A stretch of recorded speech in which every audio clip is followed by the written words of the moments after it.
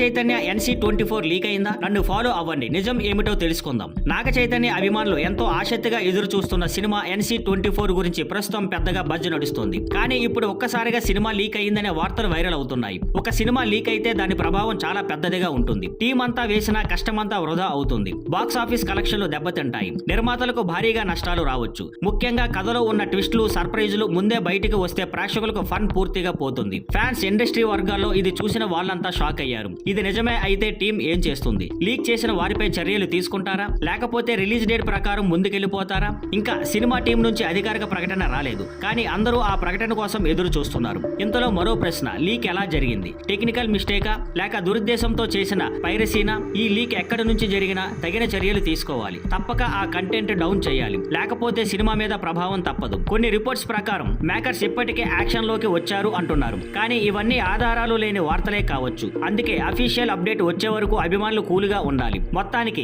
NC24 leak అంశం టాలీవుడ్ లో hot topic అయిపోయింది. నిజంగా ఇది జరిగితే దాని ప్రభావం చాలా తీవ్రంగా ఉంటుంది. మీరు కూడా ఈ లీక్ గురించి ఏమైనా భావనలు కలిగి ఉన్నారా? కామెంట్స్ లో చెప్పండి. ఇంకా ఇలాంటి తాజా సినిమా వార్తల కోసం నా ఇతర వీడియోలు కూడా తప్పక చూడండి.